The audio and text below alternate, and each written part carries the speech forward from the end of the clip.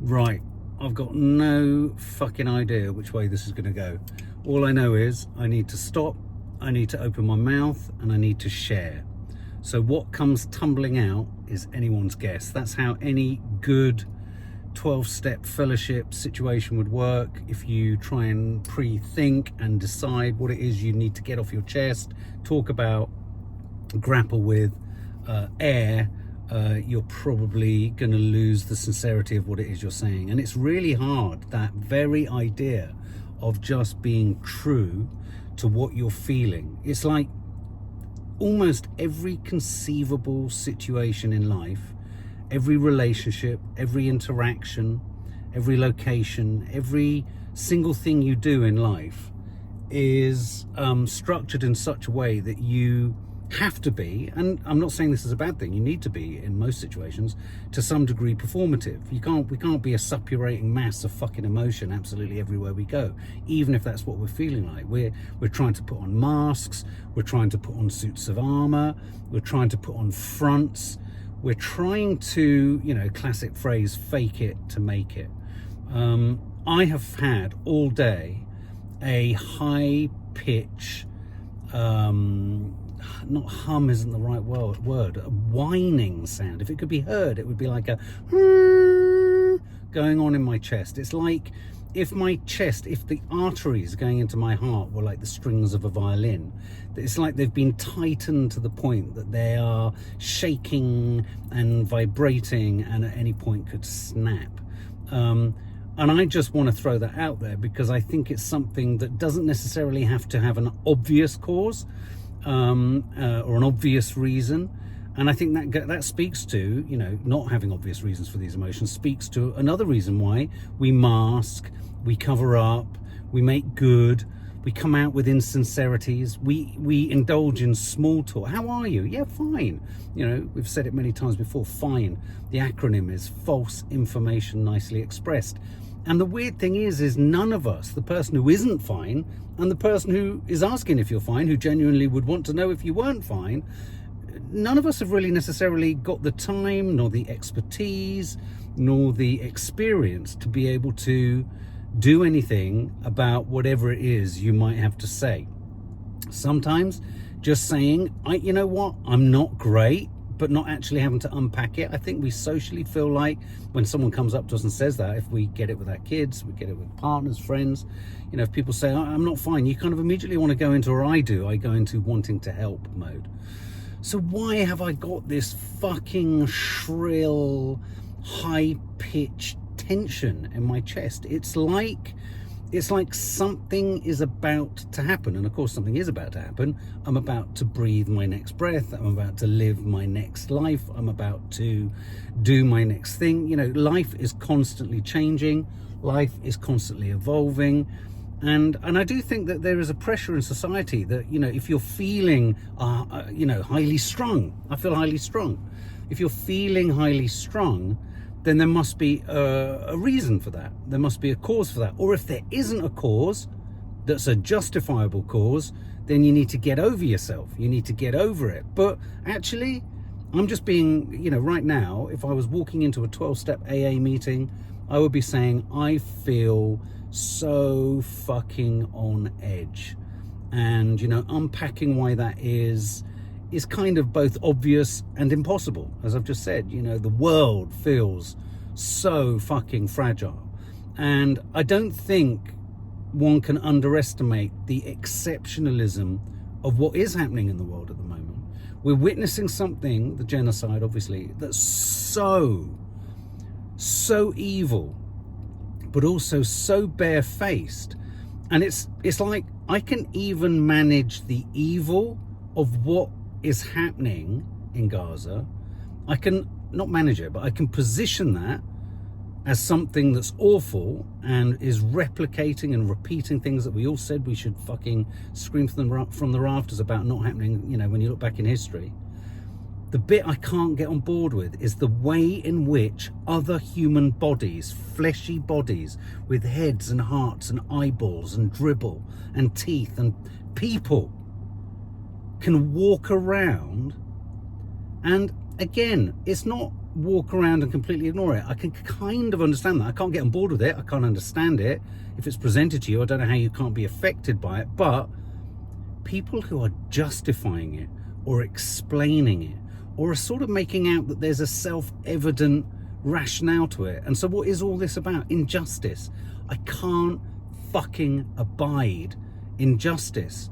And I can't abide the sort of blithe disregard that some people have for the injustices that are going on. I mean, it's like, you know, post about going on holiday and something as mindless and fucking whack-jobbily pointless as your phone or the weather or this drink or what I'm wearing, as long as you're talking about something else too, of course. You know, across all of our platforms, we show images, we do things about art, we do things about film. Your life doesn't stop. You can be interested in those things, you can share those things, you can talk about those things.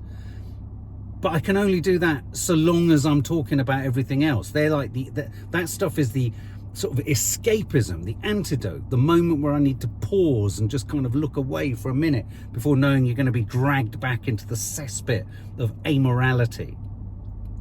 So I think as I'm speaking, I can feel the hum and the shrill, whining, highly strongness diminishing.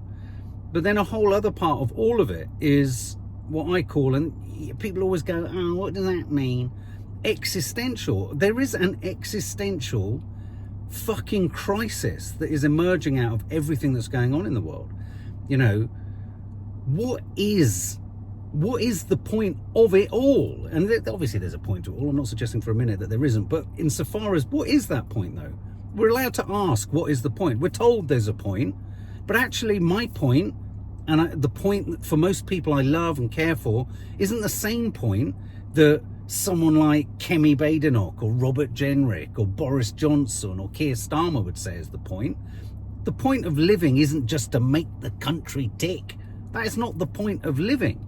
It's a part of living, but it's not the point of it. And I find that shrill, anxious laden kind of noise in my chest is is fueled partly by not being able to find really coherent, meaningful, substantial answers to the what's the point of it all.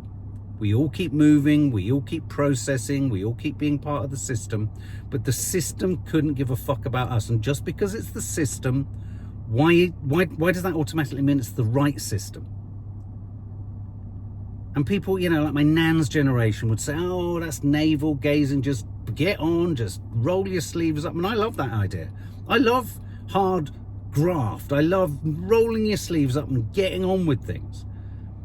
But really, are we asking everyone to just do that for the few it benefits? So all that stuff kicks in. And then, of course, you've got all of the kind of personal relationships where you're looking at the length of life of your parents, your family. You start to think about your length of life, my length of life. How is that going to function? How are my kids going to function? You know, when they go through what I'm going through now with my mum, and Nadia is going through with her mum and dad. And then, of course, there's the addiction side of it. And I think what makes that shrill, high-pitched sound sometimes so much worse is the knowledge that you have no way of softening it. Now, that's not to say there are many things that Nadia always says to me, and she's right.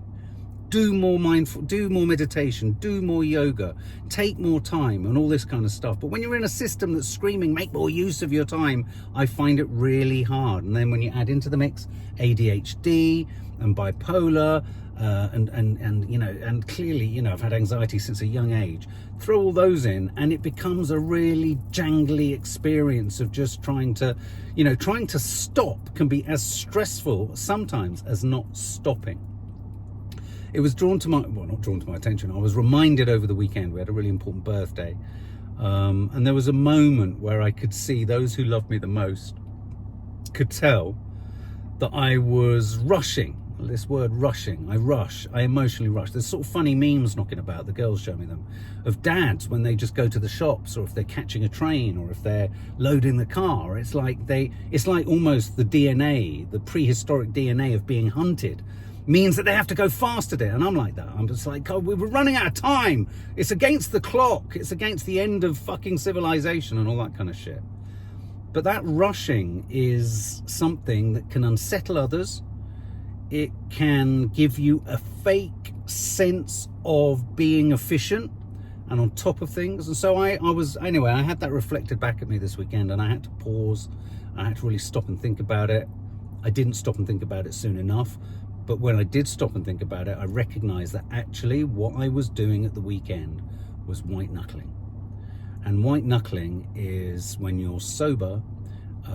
And yeah, you know, I've been in AA and 12-step meetings a lot in my early years of sobriety, not so much at all in my later years, but I still try and live by the tenets of the 12 steps and the traditions. But in the absence of being able to take the edge off these feelings of, it's easy to then feel sorry for yourself and think, oh man, everyone else can have a drink. Oh man, not everyone, but you know, other people can have a spliff or do whatever it is.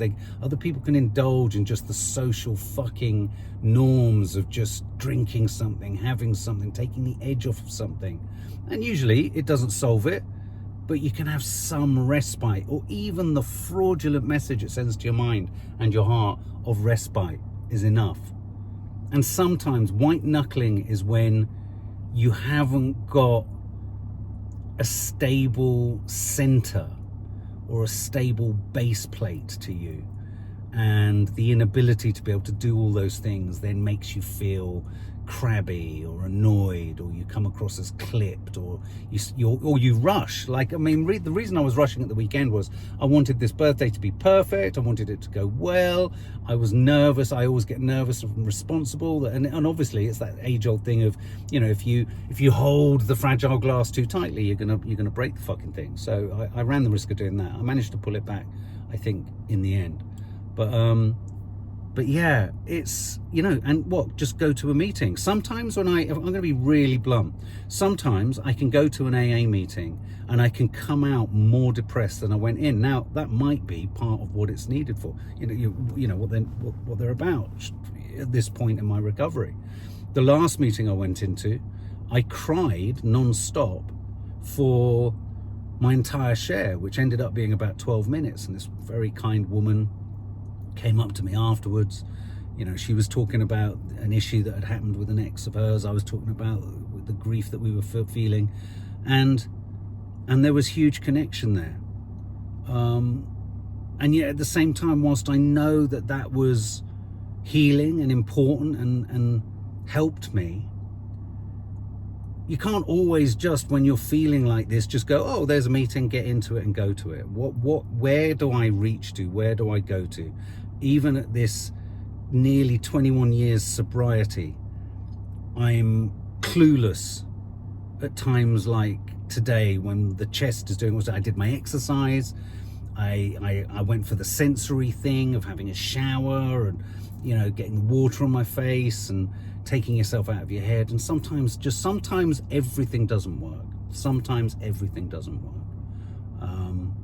Some of you were asking, just for clarity, you know, where are you at? Do you take pills? I'm back on a much reduced, half the prescription recommended originally for my ADHD, and I'm not on bipolar meds, which was I was assisted in that with my doctor, only because I felt quite literally monged out and kind of just sat there, just sort of not present.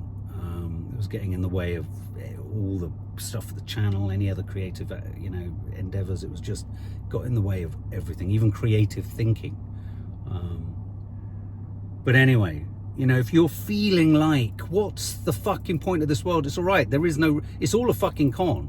It's all a fucking con. And they're all constantly trying to fucking pull the wool over our eyes. So you're right to be furious and upset and angry. But sometimes when you're in the world and everyone's just getting on, you're like, are you not Are you not hamstrung by what's happening on your social media when you're posting this stuff? Are you not hamstrung by what is happening? And a hamstring is quite a thing, isn't it? Whenever I think of the hamstring, I always think of the string. I think of I think of it in your leg, and then I think of it stretching and snapping. And in fact, my chest, it feels like there's loads of hamstrings in there all being stretched. Anyway, this is what I would have said at an AA meeting. If there's anything in there of any use, I hope it's of use to you. The one thing I did feel today was I sat, roared with laughter with my mother, made her laugh, was of service. I felt such warmth towards her. It felt warm between us. You know, she's had a good week within a series of bad weeks. And that connection where we were talking about people we love, people we've lost, the world, it was connection.